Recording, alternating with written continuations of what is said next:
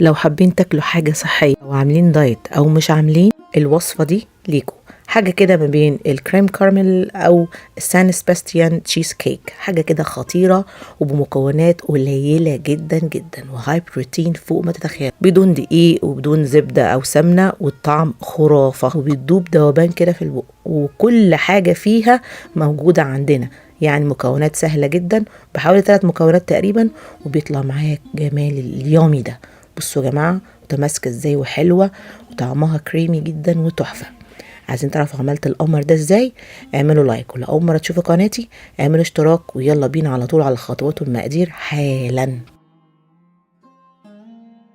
عندي بضاية واحدة بدرجة حرارة الغرفة، وعندي معلقة كبيرة من النشا، معلقة ممسوحة كده من النشا، وعندي كوباية زبادي يوناني يفضل، تمام، وعندي فانيليا، وعندي سكر دايت او عسل او دبس على حسب ما انتوا بتحبوا تحلوا الحاجة بتاعتكم، بس مش اكتر من كده. اول حاجة هعمل ايه؟ هجيب الطبق اللي انا هشتغل بيه على طول في الفرن او في الاير فراير على طول، يعني مش لازم بوله بقى ولا اي حاجه طبعا، يعني بنبقى جعانين قوي بالليل او مثلا الصبح مش عارفين نفطر ايه، او صاحيين نفسنا ناكل حاجه مسكره، دي هتسد معانا كتير قوي. اوكي، هنزل بالبضايه اللي عندي. عايزين تحطوا بيضتين حطوا مفيش مشكله، بس هي كمقدار لشخص واحد بضايه واحده حلوه قوي. وهنزل عليها كده برشه بسيطه من الفانيليا اللي هي السكر، دي خام على فكره فيهاش سكر يعني، او ممكن الفانيليا السايله مفيش اي مشكله خالص. ونقلب بقى كل الكلام ده مع بعضه كويس قوي قوي قوي لغايه ما معالم البيضه تختفي تماما وتبقى سايله قدامي بالمنظر ده، بالشكل ده كده بالظبط. اوكي، وبعدين هنعمل ايه؟ هجيب بقى كوبايه الزبادي اليوناني ده، على فكره انا عاملاه في البيت، بصوا قوامه رائع. عايزين تعرفوا الطريقه؟ هسيبها لكم ان شاء الله، الطريقه في صندوق الوصف، سهل جدا جدا وارخص طبعا بكتير من اللي احنا بنجيبه من بره. لو مش موجود زبادي يوناني ينفع الزبادي العادي اللي هو المعلب ده، بس نحطه شويه في يعني في مصفى كده او في شاشه ينزل بس الميه اللي جواه، ما ينفعش الزبادي البلدي. اوكي تمام. هنزل بقى بمقدار الكوبايه كامله من الزبادي اليوناني.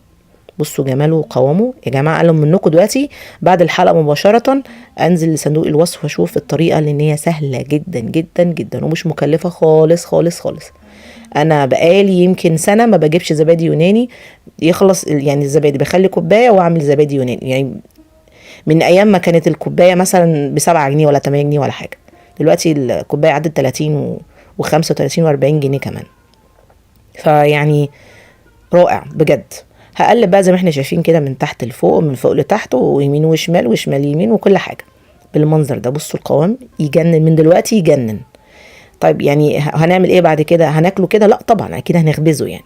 اوكي، بس هنعمل ايه؟ نحط بقى المعلقه من النشا. بصوا هي يعني يعتبر معلقه كبيره بس ممسوحه، ما نكترش برضو قوي، وطبعا النشا ما فيهوش منه مشكله معانا خالص في الدايت عادي، بس طبعا ما نكترش برضو وعلى حسب سعراتنا. بصوا بهدل الدنيا ازاي عادي ولا يهمنا. نقلب بالشكل ده كده. على فكره انا بعملها عشان افطر بيها الصبح، لان كان الوقت ده عدى، وقت يعني اللي انا اكل فيه، ودخلت في الصيام بتاعي صيام متقطع، فبعملها وبجهزها لتاني يوم.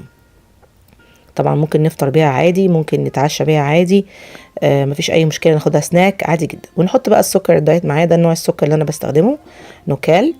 ممكن استخدم عسل، ممكن استخدم دبس على حسب ما انتوا عاوزين. انا احط يمكن يعني مثلا معلقه كده وربع من السكر دايت، ما نزودش قوي عشان متبقاش تو شوجر يعني او مسكره قوي، بس طبعا بتظبط جدا الجريفنج اللي احنا ناخد حاجه مسكره كده، وبدل ما نبوظ الدايت لا ناكل حاجه طبيعيه ومفيش منها اي ضرر، وطبعا هاي بروتين. ونقلب بقى كل الكلام ده كده مع بعضه كويس قوي لغايه ما كله يبقى ميه واحده متجانس كده، ومفيش اي تكتلات معايا ولا اي حاجه خالص. من دلوقتي عايزه اقول لكم ريحتها حلوه وطعمها حلو قوي. نقلب كده بالشكل ده لغايه ما بقت كلها عامله زي الكريمه. بصوا قمر اهي كده مظبوطه معايا. وطبعا طبعا ما ننساش رشه الملح المتينه، رشه بسيطه كده عشان تقوي الطعم معايا وتبرز لي كل الاطعام الحلوه الجميله في الوصفه، رشه بسيطه قوي قوي قوي. خلاص، وابتدي برضو اقلب تاني لغايه ما اتاكد ان كله خلاص بقى حاجه واحده. طيب في التوقيت ده بقى عندي تو اوبشن، ان انا ممكن اسويها في الفرن.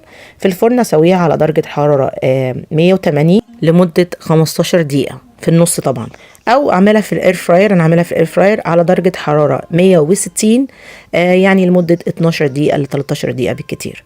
خلاص، فهنعملها مع بعضنا في الاير فراير. هجيب الاير فراير معايا وابتدي انزل فيها بالخليط. على فكره اير فراير دي عملت عليها قبل كده ريفيو حلو قوي مهم جدا، هسيب لكم ان شاء الله اللينك بتاعه في صندوق الوصف عشان تعرفوا جبتها بكام وايه مميزاتها وايه عيوبها والكلام ده. خلاص هحطها كده في الاير فراير زي ما احنا شايفين، وابتدي نظبط بقى الدقايق ودرجه الحراره وكل حاجه. زي ما قلت لكم درجه الحراره 160 يعني لمده 12 ل 15 دقيقه، يعني في الحدود دي. طبعا في نص المده هفتحها وابص عليها، يعني خلاص عدى بالظبط يمكن 15 دقيقه وطلعت معايا بالمنظر القمر ده. مش قادره اوصف لكم يا جماعه، طعمها حلو جدا جدا جدا جدا، بالظبط عامله زي الكريم كارميل او التشيز كيك اللي هي طالعه جديد اللي هي سان سباستيان تشيز كيك. تحفه تحفه تحفه، وما فيهاش اي مشاكل خالص ولا تخنه ولا اي حاجه، وتظبط الاداء معانا قوي. هسيبها تبرد ونقرب ونشوف احلى تفاصيل.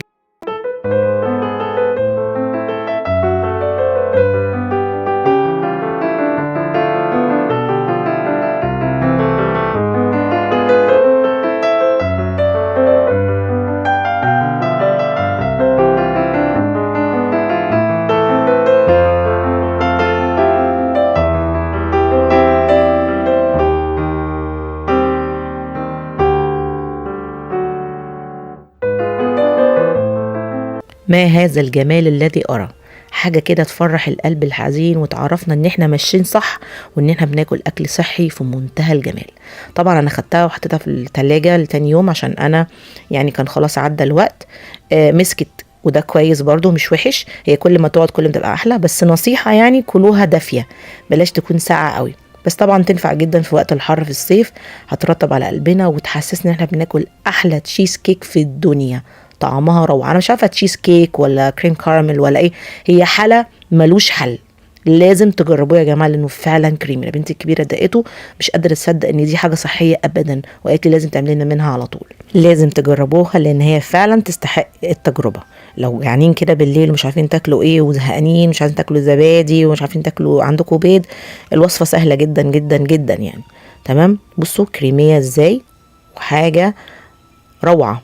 مهما وصفت لكم انا بحب الوصفه دي جدا، لما اكون مشتاقه ناكل حاجه مسكره بتظبط معايا الاداء جدا وبتخليني امشي ارجع ان ريس تاني، او اللي هو ارجع للطريق الصح تاني وما لخبطش الدنيا. بصوا كده معايا، قربوا معايا عشان تشوفوا التفاصيل. كريميه جدا من بره، وكمان الطبقه الذهبي اللي بره دي مدياها شكل كده وقوام رائع.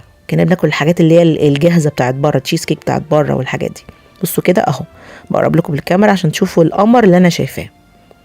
كريمي تحفة تحفة فنية. يا رب يا حبايب قلبي تكون حلقة النهاردة تكون عجبتكم. ما تنسونيش بقى باللايك والشير والسبسكرايب والفيسبوك والانستجرام والتيك توك، وبحبكم جدا جدا جدا، واكتبوا لي تعليق حلو قمر زيكم. سلام يا حبايب قلبي.